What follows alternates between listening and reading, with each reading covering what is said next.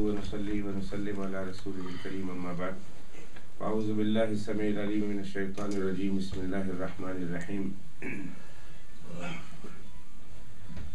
या अय्युहल्लज़ीना आमनु अस्बिरु व साबिरु व राबितु वत्तक़ुल्लाह लअल्लकुम तुफ़्लिहून व क़ाला अल्लाहु तआला फ़ी मक़ामिन आख़र लिकुल्लि उम्मतिन अजल इज़ा जाअ अजलुहुम फला यस्तअख़िरून सअतन व ला यस्तक़दिमून सदक़ल्लाहुल अज़ीम। अल्लाहुम्मा सल्लि अला मुहम्मदिन व अला आलि मुहम्मदिन कमा सल्लैता अला इब्राहीम व अला आलि इब्राहीम इन्नका हमीदुम मजीद। अल्लाहुम्मा बारिक अला मुहम्मदिन व अला आलि मुहम्मदिन कमा बारकता अला इब्राहीम व अला आलि इब्राहीम इन्नका हमीदुम मजीद। या हय्यु या क़य्यूम ला इलाहा इल्ला अंता या ज़ल जलाली वल इकराम बिरहमतिका अस्तगीथ अस्तग़फिरुल्लाह रब्बी मिन कुल्लि ज़ंबिन व अतूबु इलैह अस्तग़फिरुल्लाह रब्बी मिन कुल्लि ज़ंबिन व अतूबु इलैह अस्तग़फिरुल्लाह रब्बी मिन कुल्लि ज़ंबिन व अतूबु इलैह। एक कहावत है कि झूठ को इतनी कसरत से बोलो कि लोग उसे सच समझने लग जाए। ये कहावत है और इस कहावत को बाकायदा एक फ़न का नाम दिया गया है। और अब आजकल की दुनिया में प्रोपेगेंडा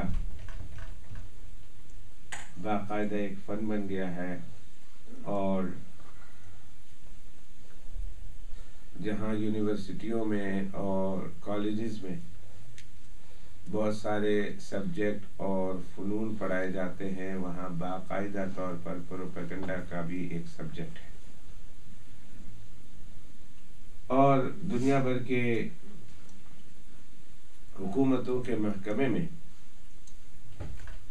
जहाँ फाइनेंस मिनिस्ट्री है, इसी तरह एजुकेशन मिनिस्ट्री है, बाकायदा ओहदे हैं, उनमें एक ऐसा ओहदा है कि खूब हुकूमत के प्रोग्राम को और हुकूमत की तरफ से झूठ बोलो, प्रोपेगेंडा करो और अपने हुकूमत की बात को खूब चलाओ।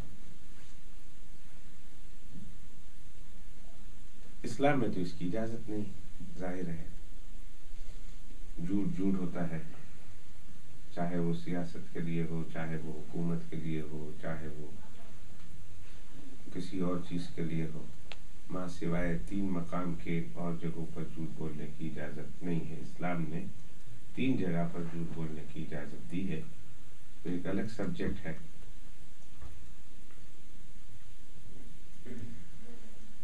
लेकिन झूठ होता है, इसको ज्यादा जोर से चलाया जाए तो इतना कसरत से चलाया जाए कि लोग सच समझने लग जाए। ये हमेशा से एक तारीख चली आ रही है। ये जो महीना इस्लामी चल रहा है, ये रजबुल मुरज्जब का है। रजबुल मुरज्जब की 22 तारीख से लेकर आगे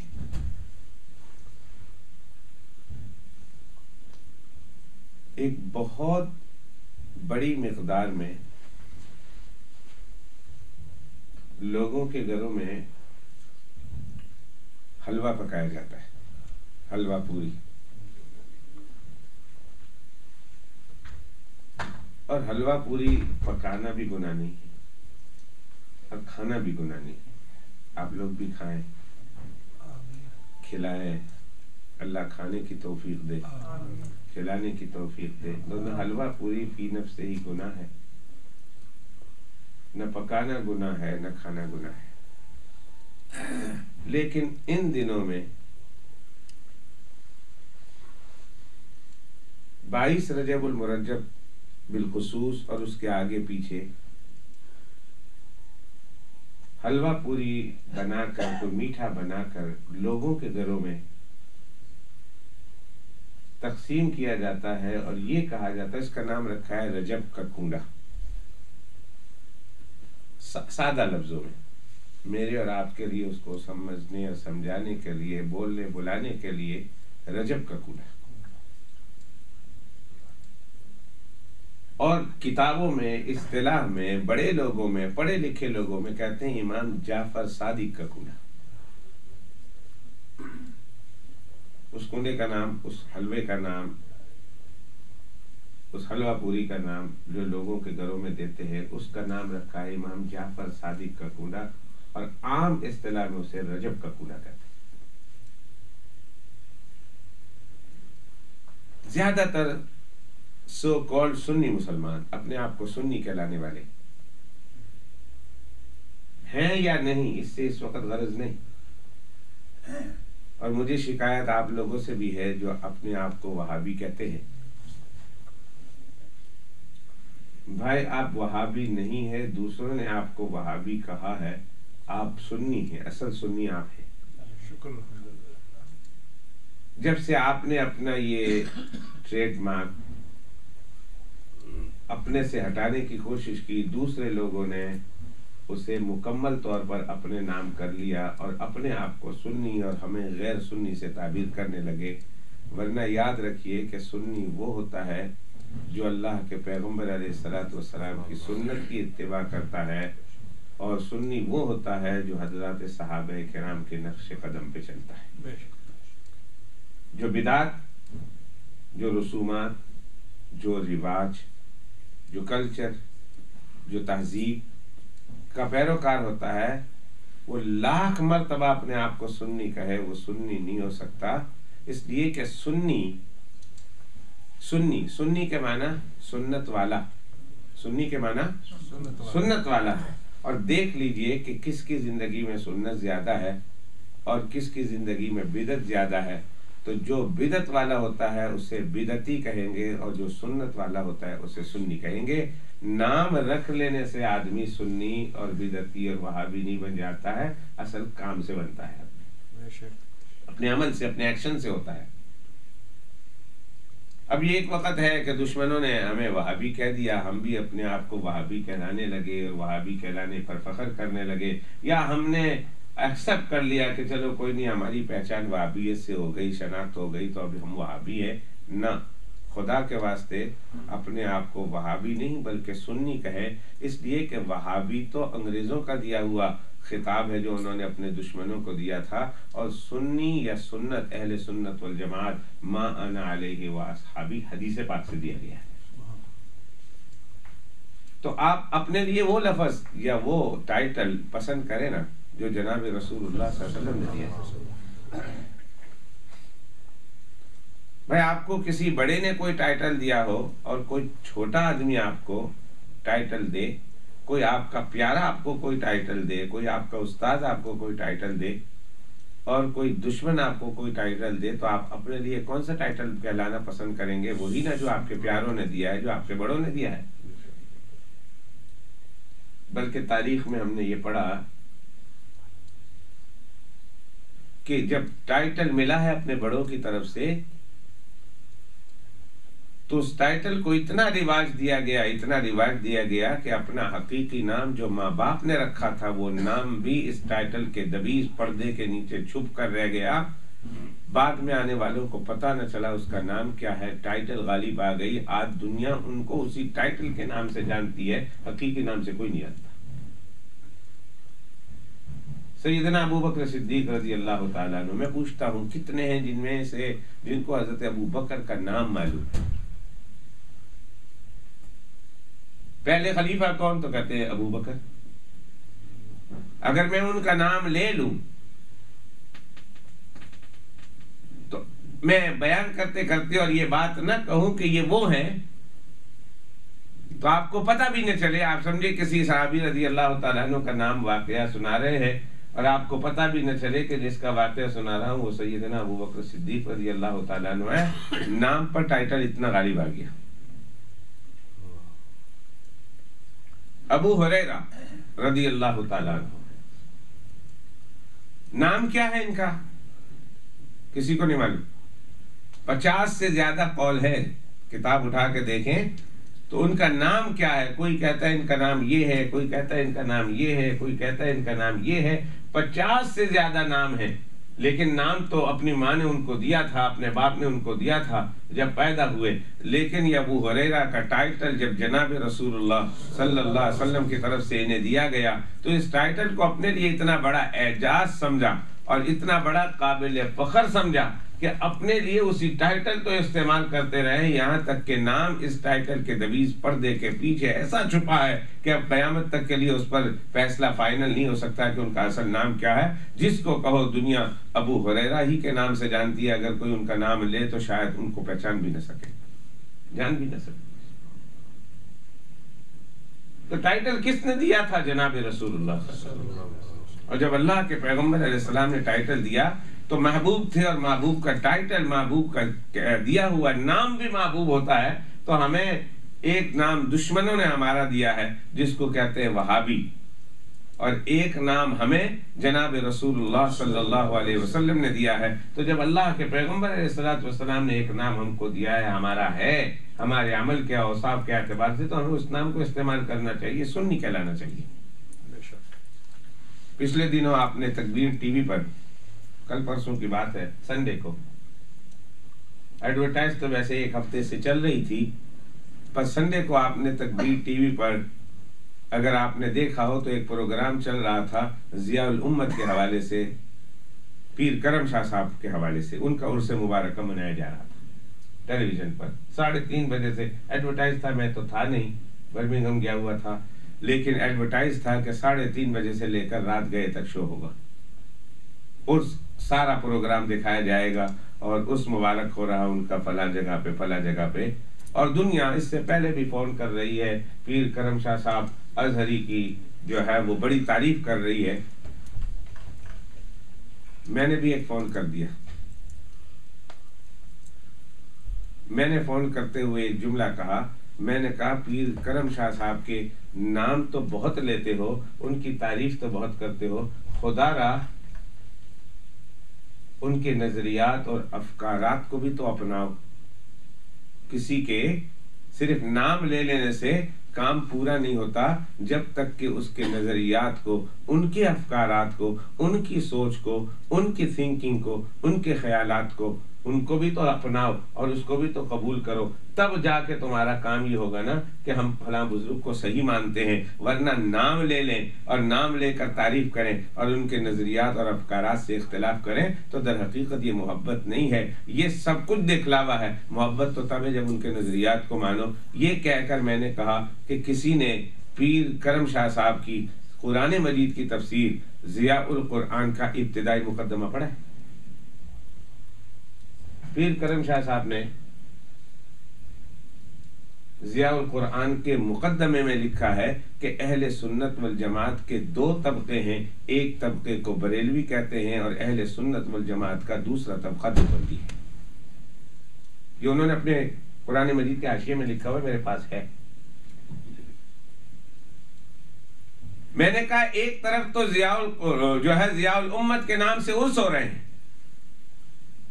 اور پوری دنیا میں ان کے حالات کو، ان کے خیالات کو، ان کے بلند مقام کو اور ان کے درجات کو بیان کیے جا رہے ہیں، لیکن ان کے افکارات اور خیالات سے اتنا اختلاف ہے کہ جس کو وہ یہ لکھتے ہیں کہ یہ بھی اہل سنت والجماعت کا طبقہ ہے تو اس کو قبول کرنے کے لیے تیار نہیں۔ یاد رکھے بات تو خیر میں دوسری طرف چلا گیا، بات تو یہ کہہ رہا تھا کہ ایک طبقہ جو اپنے آپ کو سنی کہلاتا ہے، وہ سنی طبقہ اس کی اکثریت، سب نہیں، اس کی اکثریت 22 رجب کے موقع پر، رجب کے آخری ہفتے میں رجب کا کنڈا نکالتے ہیں، امام جعفر صادق کا کنڈا نکالتے ہیں، لوگوں کے گھروں میں حلوے بیچتے ہیں، اور ان سے پوچھو کہ کیوں، تو کہتے ہیں جی رجب کے آخر میں کنڈا نکالنا ہے، ایک ہمارے یہاں ایک رسم ہے، ایک رواج ہے، ایک طریقہ ہے جو ہمارے باپ دادا سے چلا آ رہا ہے، لہذا ہم نکالتے ہیں۔ اور اتفاق کی بات ہے کہ اس سال ہمارے گھر میں بھی کسی نے بیچ دیا۔ تو میں نے اپنی بیگم سے کہا کہ نہیں کھا سکتے، تو کہنے لگے جی ہمارا حلوہ پوری کیوں بند کراتے ہو؟ مذاق میں انہوں نے کہا ہمارا حلوہ پوری کیوں بند کراتے ہو، یہ حلوہ پوری کھانا جائز نہیں ہے۔ میں نے کہا جب تم سنو گے کہ حلوہ پوری تمہارے گھر میں کیوں بھیجی گئی ہے تو جب تم سنو گے تو یقیناً تم اپنے ہاتھوں سے چڑیوں کو یا کسی اور حلال جانور کو کھلانے پر مجبور ہو جاؤ گے. تم نہیں کھاؤ گے, تم کہو گے اسے میرے گھر سے لے جاؤ. بلکہ میں نے تو جو جملہ کہا وہ بتاتا ہوں. میں نے کہا تم یہ کہو گے لے جاؤ اسے مسجد میں اور کھلا دو. کیا لگی سناؤ کیا بات ہے. میں نے کہا 22 رجب کو یہ حضرات حلوہ پوری پکاتے ہیں, کہتے ہیں رجب کا کنڈا کرتے ہیں. امام جعفر صادق کے کنڈے کے نام سے یہ حلوہ پوری پکاتے ہیں. پکانے والوں کو بھی نہیں پتا کہ اس کی ابتدا کہاں سے ہوئی. اگر پکانے والے اور کھانے والے اگر اس کی ابتدا معلوم کر لیں اور ان کو اس کی ابتدا معلوم ہو جائے تو میں اللہ کے گھر میں بیٹھ کر کہتا ہوں کہ اگر وہ سنی ہے, اگر وہ واقعی سنی ہے, جناب رسول اللہ صلی اللہ علیہ وسلم اور صحابہ کرام سے محبت کرنے والے ہیں, یقین مانیے کہ ان کے گھروں میں پھر حلوہ پوری بنے گا. سال کے اور دنوں میں تو بنے گا, لیکن ان دنوں میں رواج کے طور پر جو پکایا جاتا ہے وہ کبھی نہیں پکے گا.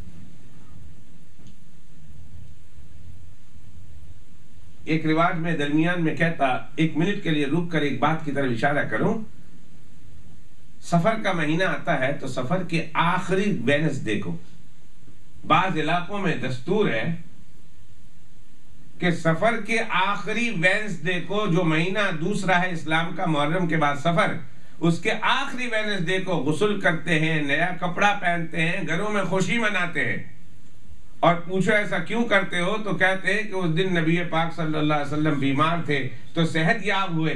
اللہ کے پیغمبر علیہ السلام نے بھی غسل کیا تھا تو ہم اللہ کے پیغمبر علیہ السلام کی اس خوشی, صحت یاب ہونے کی خوشی میں انہوں نے بھی غسل کیا تھا, ہم بھی غسل کرتے ہیں, ہم خوشی مناتے ہیں.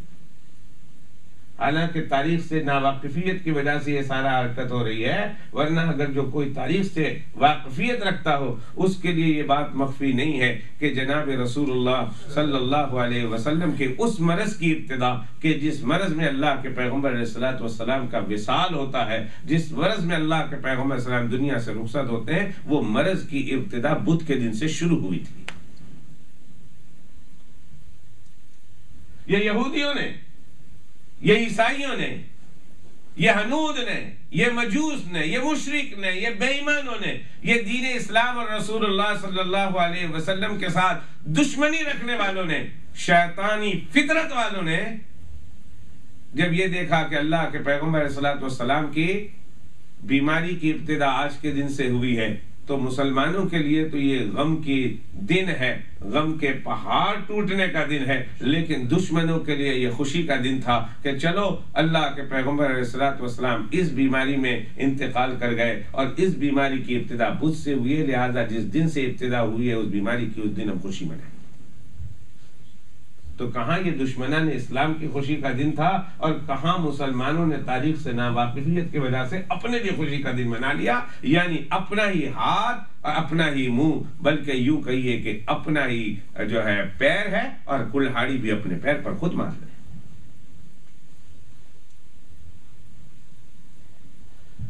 روایتوں میں آتا ہے کہ جناب رسول اللہ صلی اللہ علیہ وسلم بدھ کے دن فجر کی راتوں رات جلدی تشریف فرما ہوئے جلدی اٹھ گئے, اور اٹھنے کے بعد اللہ کے پیغمبر علیہ السلام جنت البقیع تشریف لے گئے. وہاں اللہ کے پیغمبر علیہ السلام نے ایک لمبی دعا مانگی. لمبی دعا مانگنے کے بعد اللہ کے پیغمبر علیہ السلام تشریف لائے, فجر کی نماز ادا کی. اللہ کے پیغمبر علیہ السلام نے صحابہ کرام سے ملاقات کی اور پھر باری باری ازواج مطہرات سے ملتے تھے. تو اللہ کے پیغمبر علیہ السلام ازواج مطہرات کے یہاں ملنے گئے. حضرت عائشہ رضی اللہ تعالیٰ عنہ کے گھر میں جب حاضری ہوتی ہے تو دیکھا حضرت عائشہ رضی اللہ تعالیٰ عنہ گھر میں بیٹھی ہوئی ہیں بستر پر اور سر پہ باندھا ہوا ہے کپڑا اور بڑی پریشان حال ہے. پوچھا اللہ کے پیغمبر علیہ السلام نے کہ کیا ہوا عائشہ؟ تو کہا یا رسول اللہ میرے سر میں شدید درد ہے. وارأسا ہو, ہائے میرا درد سر بہت زیادہ ہے کہ سر پھٹا جا رہا. اللہ کے پیغمبر علیہ السلام نے فرمایا عائشہ اگر تو اس بیماری میں مر گئی تو کتنی اچھی بات ہے کہ میں محمد الرسول اللہ اپنے ہاتھوں سے تجھے کفناؤں گا، اپنے ہاتھوں سے تجھے دفناؤں گا، تیری نماز جنازہ پڑھوں گا، تیرے لیے دعا کروں گا۔ جب اللہ کے پیغمبر اسلام نے حضرت عائشہ رضی اللہ تعالیٰ عنہ سے یہ کہا کہ سر کی اس بیماری میں اگر تو مر گئی اور میرے سامنے سب کچھ ہو گیا تو میں تیرے لیے سب کچھ کروں گا، تو حضرت عائشہ رضی اللہ تعالیٰ عنہ ناز میں آ کر کہنے لگی اچھا آپ میرا انتظار کر رہے میں مر جاؤں، آپ کو کیا ہے، اگر میں مر گئی تو شام کو میرے بستر پر کسی اور کو لے آئیں گے۔ ناز کرتے ہوئے کہا آپ تو انتظار ہی کر رہے ہوں گے نا، جیسے عورتوں کی عادت ہے، فطرت ہے عورتوں کی، کہ آپ تو انتظار ہی کر رہے ہوں گے کہ میں مر جاؤں اور میں ادھر مری اور میں ادھر دفن ہوئی تو آپ کسی اور کو لے آئیں گے۔ اللہ کے پیغمبر صلی اللہ علیہ وسلم نے فرمایا یہ سن کر بل و رأسا، عائشہ تیرا سر درد تو ہو رہا ہوگا لیکن میرے درد سر کی کیفیت یہ ہے کہ بہت زیادہ درد ہے۔ اللہ کے پیغمبر علیہ الصلوۃ والسلام یہ جملہ کہہ کر آرام کرنے کے لیے جس زوجہ محترمہ کی باری تھی، اللہ کے پیغمبر علیہ السلام اس گھر میں تشریف لے گئے، اور وہ دن ہے کہ اللہ کے پیغمبر علیہ الصلوۃ والسلام کی مرض کی شدت میں اضافہ شروع ہو گیا۔ یہ بدھ کا دن ہے، تقریباً 14 دن پہلے، یہ 14 دن کے طویل مدت پر 2 ہفتے تقریباً یہ بدھ سے لے کر اگلا بدھ ہے، پھر جمعرات ہے، پھر جمعہ ہے، پھر ہفتہ ہے، پھر اتوار ہے، پھر پیر ہے، یہ 12-13 دن بنتے ہیں۔ ان 12-13 دنوں میں اللہ کے پیغمبر علیہ الصلوۃ والسلام کی مرض کی کیفیت رہی، اور پیر کی صبح کو زوال کے قریب اللہ کے پیغمبر علیہ الصلوۃ والسلام اس دنیا سے پردہ فرماتے ہیں۔ تو سفر کی آخری بدھ تھی، وہ اللہ کے پیغمبر علیہ الصلوۃ والسلام کی بیماری کی ابتدا کے دن تھا، اور دشمنان اسلام نے خوشی منائی، اور کس طرح چالاکی سے مسلمانوں میں یہ بات داخل کر دی کہ مسلمانوں تم بھی سفر کے آخری ہفتے میں خوشی مناؤ، اس واسطے خوشی مناؤ کہ اس دن اللہ کے پیغمبر صلی اللہ علیہ وسلم بیماری سے صحت یاب ہوئے تھے، حالانکہ ایک ان پڑھ طبقہ اس کو پتہ ہی نہیں کہ اللہ کے پیغمبر السلام اس دن بیماری سے شفا یاب ہوئے تھے یا اس دن بیماری نے ابتدا کی تھی۔ اسی طرح 22 رجب کو، اور آج کل جو لوگوں کے گھروں میں حلوہ پوری پھر رہی ہے اور جعفر صادق کے نام سے پھر رہی ہے، یا 22 رجب کے حلوے اور 22 رجب کے کونڈے کے نام سے پھر رہی ہے، اس کی وجہ یہ ہے کہ 22 رجب کو سیدنا امیر معاویہ رضی اللہ تعالیٰ عنہ کا انتقال ہوتا ہے، اور حضرت سیدنا امیر معاویہ رضی اللہ تعالیٰ عنہ کے انتقال سے 1-2 طبقے کو، 3 طبقوں کو بڑی خوشی ہوئی ہے۔ ایک وہ طبقہ ہے جسے یہودی طبقہ کہتے ہیں، ایک وہ طبقہ ہے جسے عیسائی طبقہ کہتے ہیں، اس لیے کہ انہوں نے اسلام کے خلاف سیدنا امیر معاویہ رضی اللہ تعالیٰ عنہ کے آمنے سامنے آ کر بہت ہی جنگیں لڑی ہے، اور حضرت امیر معاویہ رضی اللہ تعالیٰ عنہ نے اللہ کے فضل سے، اللہ کی مدد و نصرت سے ہر محاذ پر ان کو شکست دی تھی۔ تو حضرت امیر معاویہ کے انتقال پر یا تو ہنود اور یہود اور نصارہ ان لوگوں کو خوشی ہوئی تھی، یا پھر حضرت امیر معاویہ رضی اللہ تعالیٰ عنہ کے انتقال پر خوشی مناتے ہیں تو شیعہ مناتے ہیں،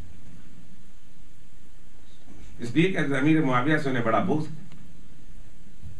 بڑی تکلیف ہے۔ تو یہ جو 22 رجب کو حضرت سیدنا امیر معاویہ رضی اللہ تعالیٰ عنہ کا انتقال ہوا، اور اس انتقال کی خوشی میں شیعوں نے، چونکہ ان کے دشمن تھے، اہل بیت جو ماننے والے ہیں اور اہل بیت کے چرچے اور پرچار کرنے والے اور نعرے لگانے والے ہیں اور اپنے آپ کو اہل بیت کا خادم سمجھنے والے ہیں اور صحابہ کرام سے بغض رکھنے والے ہیں، انہوں نے حضرت امیر معاویہ رضی اللہ تعالیٰ عنہ کے انتقال کی خوشی میں حلوہ لوگوں کے گھروں میں تقسیم کرنا شروع کر دیا، اور نام رکھا امام جعفر صادق کا، حالانکہ نہ اس دن امام جعفر صادق پیدا ہوتے ہیں، نہ اس دن امام جعفر صادق کی وفات ہے، نہ اس دن امام جعفر صادق کی جو ہے شادی ہے، نہ اس دن ان کے یہاں کوئی اولاد ہوئی ہے، نہ اس دن ان کے یہاں کوئی بڑا ایسا کارنامہ ہوا ہے کہ 22 رجب کو امام جعفر صادق کے حوالے سے کونڈے نکالے اور خوشی منائے۔ در حقیقت یہ امام جعفر صادق کے کسی حوالے سے خوشی نہیں منا رہے، بلکہ سیدنا امیر معاویہ رضی اللہ تعالیٰ عنہ کے دنیا سے انتقال پر یہ لوگ خوشی منا کر حلوہ تقسیم کرتے ہیں۔ تاریخ بتاتی ہے کہ جب سنیوں کی حکومت تھی اور جب مسلمانوں کی حکومت تھی تو یہ لوگ چوری چھپے، چوری چوری گھروں میں کیا کرتے تھے، رات کے وقت وہ بھی۔ آپ کو یاد ہوگا کہ ایک ان کے یہاں رسم ہے کہ جس میں رات کو ہی، اور وہ بھی بیویاں بیویاں بیویاں بیویاں وہ چیز پڑتی اور کھاتی ہیں. خالی صاحب پتہ معجزہ. کہتے ہیں مرد دیکھ بھی نہیں سکتے اس کو اور مرد کھا بھی نہیں سکتے. ایک یہ وہ یا دعوت ہے یا کون سا وظیفہ ہے جس میں مرد دیکھ بھی نہیں سکتے کھا بھی نہیں سکتے. وہ راتوں رات چوری چوری چھپے چھپے، جب مسلمانوں کی حکومت تھی ان کو پتا تھا کہ اگر ہم اس دن خوشی منائیں گے اور بادشاہ کو پتا چلے گا تو ہم کو مار پڑے گی اور ہمیں تنیں گے اور ہمیں سزا دیں گے اور ہمیں جیلوں میں داخل کیا جائے گا، تو یہ گھروں میں کیا کرتے تھے. لیکن جب سے یہ حالت ختم ہو گئی تب سے یہ ساری کی ساری چیزیں باہر آئی ہے، اور باہر بھی اس نام سے آئی ہے. اور اللہ کی کرنی کہ تھا دشمنان صحابہ کرام رضوان اللہ تعالی علیہ مجمعین سے اس کی شروع ہوئی تھی، اور رفتہ رفتہ سو کال سنی جو کہلانے والے تھے کہ ہم سنی ہیں، سنت پر چلنے والے، رسول اللہ صلی اللہ علیہ وسلم کے سنت اور صحابہ کرام سے محبت رکھنے والے، ان کے گھروں میں یہ عادت آ گئی، یہ رواج آ گیا. فَإِنَّا لِلَّهِ وَإِنَّا إِلَيْهِ رَاجِعُونَ. یاد رکھیے کہ جہالت سے بڑی کوئی اور بیماری نہیں ہے. سب سے بڑی بیماری اگر ہے تو جہالت ہے. سب سے بڑی خرابی اگر ہے تو وہ جہالت ہے. جناب رسول اللہ صلی اللہ علیہ وسلم کے تشریف آوری سے پہلے کا جو زمانہ تھا، اس زمانے میں کون سی ایسی بیماری تھی یا کون سی ایسی خطرناک مرض تھا یا عیب تھا جو نہیں تھا؟ زنا وہ کرتے تھے، مختلف طریقے تھے زنا کے، شراب وہ پیتے تھے، لڑائی جھگڑے وہ کرتے تھے. اور کون سی ایسی اخلاقی بیماری تھی جو ان میں نہیں تھی؟ لیکن آپ حیران ہوں گے یہ سن کر کہ اس زمانے کو زنا کا زمانہ نہیں کہتے، اس عہد کو عہد شراب ہی نہیں کہتے، اس عہد کو عہد شراب نوشی نہیں کہتے، اس کو اس زمانے کو عہد قتل کے نام سے یاد نہیں کیا جاتا. اس زمانے کا نام یاد کیا جاتا ہے تو کہتے ہیں عہد جاہلیت. ساری بیماری تھی، لیکن ان تمام بیماریوں کے باوجود جو سب سے بڑی بیماری تھی وہ تھی جہالت. اور جہالت سے بڑی بیماری اور جہالت سے بڑا عیب کوئی نہیں ہے. یاد رکھیے کہ جتنے بھی برائیاں اس وقت ہم اہل سنت والجماعت میں اور مسلمانوں میں موجود ہیں جو نہیں ہونی چاہیے تھی، اس کی وجہ یہ ہے کہ جہالت ہے. اگر یہ جہالت دور ہو جائے، قرآن مجید کا نور اور قرآن مجید کی روشنی اور جناب رسول اللہ صلی اللہ علیہ وسلم کی احادیث پاک کی روشنی اور دین اسلام کی روشنی اور دین اسلام کا نور ہم مسلمانوں کے قلوب میں پیدا ہو جائیں، تو یاد رکھیے کہ تھوڑا سا علم کا نور بھی بہت بڑی جہالت کے اندھیرے کو ختم کرنے کے لیے کافی ہے. جب انسان جاہل ہوتا ہے تو جہالت تو کیا ہے؟ اندھیری ہے، ظلمت ہے. اور جب ظلمت ہو، تاریکی ہو، جہالت ہو تو انسان کو پتہ نہیں چلتا کہ میں کیا کر رہا ہوں. کمرہ بند کر دیں، بتی ساری بند کر دیں یا بند ہو جائے، اور اچانک ایک آدمی کمرے میں نیا آ رہا جس کو پتہ نہیں ہے کہ یہ کمرہ کیسا ہے. آپ ادھر پتھر رکھ دیں، ادھر لکڑی رکھ دیں، ادھر لوہا رکھ دیں، ادھر کانٹے بچھا دیں، ادھر نیل رکھ دیں، ادھر چھری رکھ دیں، ادھر بلیڈ پھینک دیں، اور ایک آدمی آ رہا. ایک آدمی کیا آپ ہی آ جائیں. پرسوں میں بہت زور سے اوپر گرا، جہاں سے جا رہا تھا اوپر ہال میں جا رہا تھا، تو وہ جو کمرہ تھا وہ کمرے کی لائٹ بند تھی.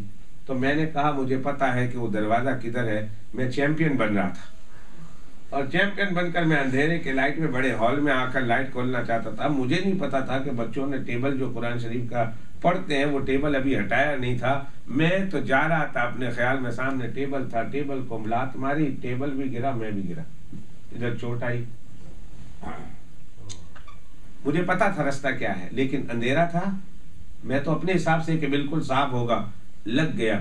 اندھیرا ہو اور ادھر سارے نقصان دینے والی چیزیں موجود ہوں، جب بندہ آئے تو اس کو نقصان پہنچ کر رہتا ہے. کہیں ٹھوکر لگے گی، کہیں اس کے پاؤں زخمی ہوں گے، کہیں خون نکلے گا، کہیں گرے گا تو سر کو چوٹ آئے گی، کہیں ہاتھ ٹوٹیں گے، کہیں پیر ٹوٹیں گے. پوچھیں گے کیوں؟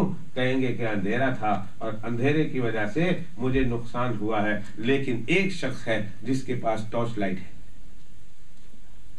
بالکل گھٹاٹوپ اندھیرا ہے. لیکن ایک شخص ہے جس کے پاس معمولی سی روشنی ہے.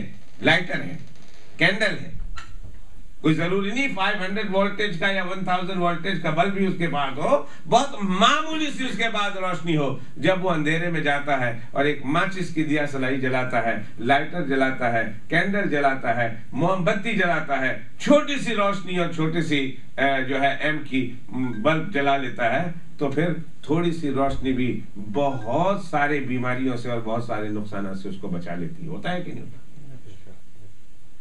याद रखिए कि हमसे जिहालत के जितने काम हो रहे हैं, बेदीनी के जितने काम हो रहे हैं, हम जितना कोई दीन के नाम पर गलत काम कर रहे हैं, वजह उसकी ये है कि हमको मालूम नहीं, जिहालत है। और इस जिहालत को दूर करने के लिए एक तो वो होता है ना, आदमी ये समझे कि मैं जाहिल हूं, तो फिर आदमी जाहिल अपने आप को समझेगा तो इल्म हासिल करने की तरफ मुतवज्जि भी होगा, इसलिए कि मैं जाहिल हूं।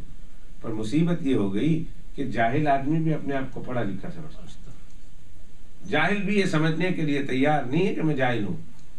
मुसीबत यहां आकर हो गई, वो जमाना आ गया कि इस जमाने की तो पेशन गोई पहले से की गई थी कि एक वक्त आएगा कि जाहिल भी ये समझने से भी इनकार कर देगा मैं जाहिल हूं, अपने आप को बड़ा आलिम समझेगा। अब जब हमको ये मालूम है कि हम तो जाहिल हैं, तो फिर इल्म की तरफ भी मुतवज्जे होंगे। लेकिन जब इंसान इस हकीकत से ही नहीं यकीन करने के लिए तैयार कि मैं जाहिल हूं और अपने आप को आलिम समझेगा, तो क्यों किताब की तरफ मुतवज्जे होगा? मैं एक आम मिसाल देता हूं, समझाने के लिए बात खत्म करूंगा, समझाने के लिए एक आम मिसाल देता हूं। आजकल शादी ब्याह के मौके पर छोड़ दीजिए, अक्सर लोगों को पता है शादी ब्याह के मौके पर हम जो काम करते हैं ना, ये सारे रसूम और रिवाज है। अक्सर लोगों को शादी ब्याह के रसूम और रिवाज का पता है, करते हुए भी ये जबान से कहते हैं कि ये हिंदुआना रस्म है, हम मानते हैं, पर के करिए मजबूर है, मानते हैं। शादी ब्याह के मौके पर मैंने बहुत सारे लोगों को देखा कि शादी ब्याह के मौके पर रस्में करते हैं, रिवाज करते हैं, और ये मानते हुए करते हैं, और ये दिल में समझते हैं, दिमाग से समझते हैं कि ये इस्लाम से इसका कोई ताल्लुक नहीं, लेकिन क्या करें, मजबूर है, हमारे घरों में आ गया है, फलां फैमिली में हुआ था, अब हम नहीं करेंगे तो ऐसा, फलां फैमिली में हुआ था, हम नहीं करेंगे तो ऐसा, लिहाजा करना पड़ता है। मेरे पास एक कार्ड आया हुआ मेरे टेबल पर है, मौलवी साहब फला वक्त पे आपने आना है। मैंने कहा उस दिन में अवेलेबल नहीं हूँ, संडे को। उन्होंने कहा फिर वलीमे में आना। मैंने कहा मैं उस दिन उस संडे को भी अवेलेबल नहीं हूँ, इसलिए कि हमारे दालूम का जलसा है 2 संडे, तो मैंने कहा अवेलेबल नहीं हूँ। कहने लगे अच्छा, जुमेरात को हम मंगनी और मायू करते हैं, उसमें तो तुसी जरूर आओ। लो जी, अब मौलवी को दावत दी जा रही मंगनी और मायू की, तो और साथ ये कहा तुसी जरूर आवना है। तो जानते हुए कह रही है मेरी बहन कि अगर आप नहीं ना आए तो मैं नाराज हो जाऊंगी।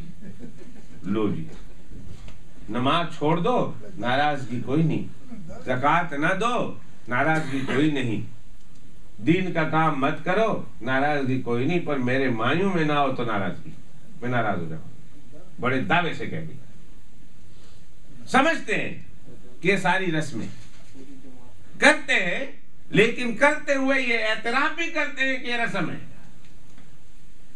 लेकिन मौत के बाद अज मर्ग जो रस्म रिवाज होता है, उस रस्म रिवाज को रस्म रिवाज नहीं समझते, उसको इस्लाम समझते हैं। फर्क ये है। काश, अव्वल तो मैं काश इसलिए कहता हूं न करते।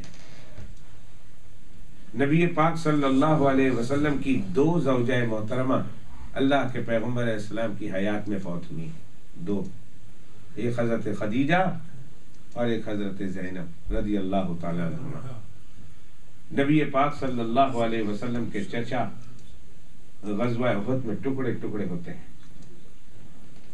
अल्लाह के पैगंबर अलैहिस्सलातु वस्सलाम के चचाजाद भाई हजरत जाफर तैयार रज़ी अल्लाह ताला अन्हो ग़ज़वा मूता में शहीद होते हैं। अल्लाह के पैगंबर अलैहिस्सलातु वस्सलाम के अपने ले पालक बेटे ज़ैद इब्न हारिसा रज़ी अल्लाह ताला अन्हो जॉर्डन के किनारे पर ग़ज़वा मूता के मौके पर शहीद कर दिए जाते हैं, कत्ल कर दिए जाते हैं। अल्लाह के पैगंबर अलैहिस्सलातु वस्सलाम की 3 बेटियां, ज़ैनब कह लीजिए, رقیہ کہہ لیجئے، ام کلثوم کہہ لیجئے، اللہ کے پیغمبر علیہ الصلوۃ والسلام کی حیات طیبہ میں فوت ہوتی ہیں۔ اللہ کے پیغمبر علیہ الصلوۃ والسلام کے حضرت خدیجہ سے 4 بیٹے اور حضرت ماریہ قبطیہ سے 1 بیٹا حضرت ابراہیم، اللہ کے پیغمبر علیہ الصلوۃ والسلام کی حیات طیبہ میں اللہ کے پیغمبر کی زندگی میں فوت ہوتے ہیں۔ یہ میں امیڈیٹ فیملی کے بتا رہا ہوں۔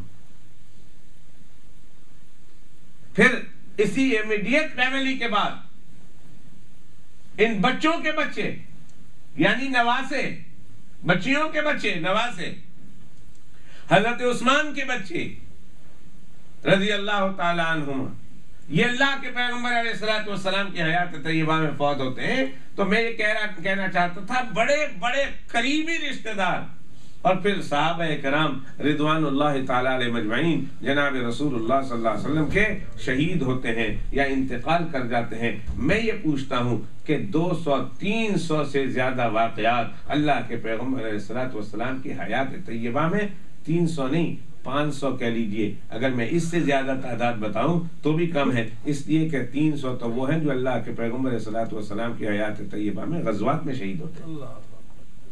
300 تو وہ ہیں، اس کے علاوہ جو اپنے اپنے گھروں میں انتقال کر جاتے ہیں ان کی تعداد بھی تو ہے، مردوں کی تعداد بھی ہے الگ، عورتوں کی تعداد ہے الگ، بچوں کی تعداد ہے الگ۔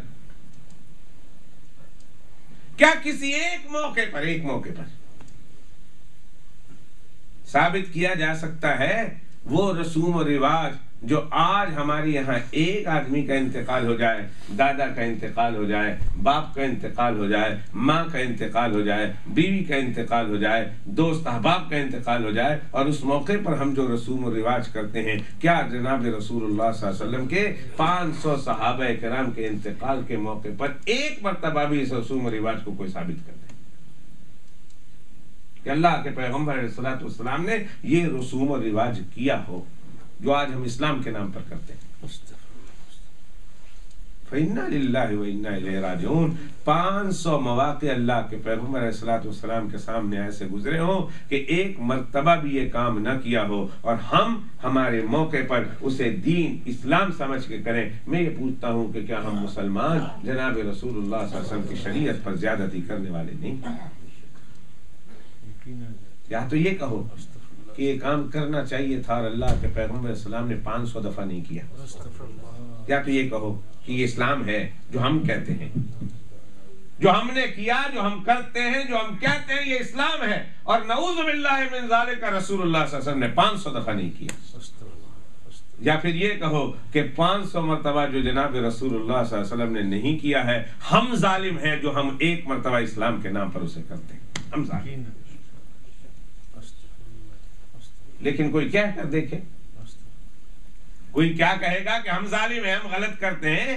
اگر کوئی ان کو ہاتھ جوڑ کر سمجھانے کی کوشش کرے کہ ارے میاں تم تو سنی ہو، تم تو اپنے آپ کو کہتے ہو کہ جناب رسول اللہ صلی اللہ علیہ وسلم کے ماننے والے ہیں، اللہ کے پیغمبر کی سنت پر عمل کرنے والے ہیں، لہذا ارے میاں تم کیا ظلم کرتے ہو، کیا کرتے ہو؟ اگر بھول گئے ہو تو ہم یاد دہانی کرانے کے لیے تیار ہیں، ہم تمہیں بتانے کے لیے تیار ہیں کہ 500 مرتبہ سے زائد ایسا موقع آیا ہے کہ اللہ کے پیغمبر علیہ السلام یہ کر سکتے تھے، کیا نہیں، تم اسلام کے نام پر کرتے ہو تو کہتے تم چپ کرو، سنی ہم ہیں، تم وہابی ہو، تمہیں کہنے کا حق کس نے دیا؟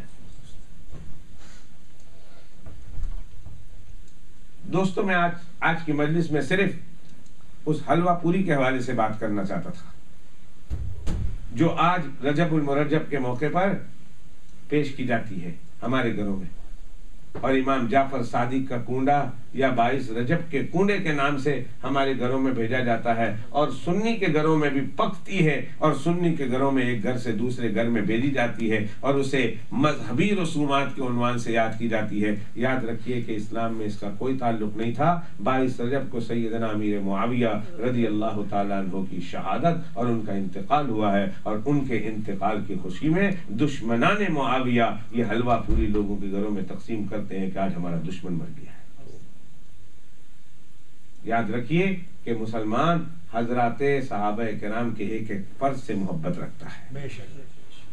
جناب رسول اللہ صلی اللہ علیہ وسلم کا کوئی صحابی قیامت تک کی صبح کے لیے کوئی ایک صحابی قیامت تک کی صبح کے آنے والے اولیاء ان کا مقابلہ نہیں کر سکتے. وہ ہمارے ایمان کا حصہ ہے. وہ جب تک ہماری آنکھیں ہیں جھپکتی رہے گی، اور جب تک ہمارے دل ہیں دھڑکتے رہیں گے، اور جب تک ہماری رگیں ہیں خون ہے دوڑتے رہیں گے. انشاءاللہ ثم انشاءاللہ صحابہ کرام سے محبت کرتے رہیں گے. اور موت آئے گی تب بھی ہمارا یہی یقین ہوگا، ایمان ہوگا کہ صحابہ کرام رضوان اللہ تعالی علیہ مجمعین محمد الرسول اللہ کے سچے دوست ہیں، سچے جانشین ہیں، سچے صحابہ ہیں اور سچے مومنین ہیں. اسی عقیدے کے ساتھ ہم مریں گے، اور انشاءاللہ اسی عقیدے کے ساتھ کل قیامت کے دن ہم میدان محشر میں اٹھیں گے. اس لیے دوستو، اگر ہمارے گھروں میں پکتی ہے، سننے والے ہمارے مسجد میں تو شاید مسجد میں آنے والے لوگوں کے گھروں میں نہ پکتی ہوں، لیکن سننے والے اور سننے والیاں جو گھروں میں سن رہی ہیں، اگر وہ پکاتی ہیں ایک دوسرے کو دیکھا دیکھی، اور اگر وہ ایک دوسرے کے یہاں دیکھا دیکھی بھیجتی ہے کہ آج ہمارے گھر سے آ گیا، آج ہمارے گھر سے آ گیا، اور رجب کے حوالے سے کوئی خوشی مناتے ہیں کہ شاید یہ موقع ہے اسلام میں حلوہ پوری منانے کا رجب کے آخری ہفتے میں. یہ در حقیقت اسلام کی کوئی رسم نہیں تھی، یہ دشمنان معاویہ کی ایک چال تھی جو انہوں نے کامیاب ہو گئے اور انہوں نے مسلمانوں میں اور دوستان معاویہ میں بات داخل کر دی. اللہ تعالیٰ جہالت سے ہماری حفاظت، اللہ تعالیٰ علم کی روشنی، میں نے کہا نا تھوڑی سی روشنی بھی ہوگی، اور یہ روشنی آئے گی قرآن پاک سے، یہ روشنی آئے گی سنت رسول اللہ صلی اللہ علیہ وسلم سے، اور یہ روشنی آئے گی صحابہ کرام رضوان اللہ تعالی علیہ مجمعین کے تعلیمات سے.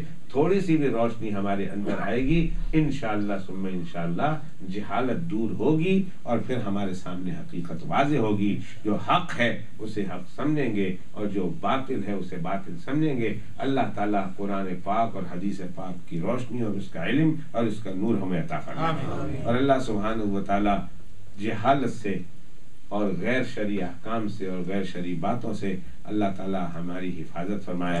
وآخر دعوانا ان الحمدللہ.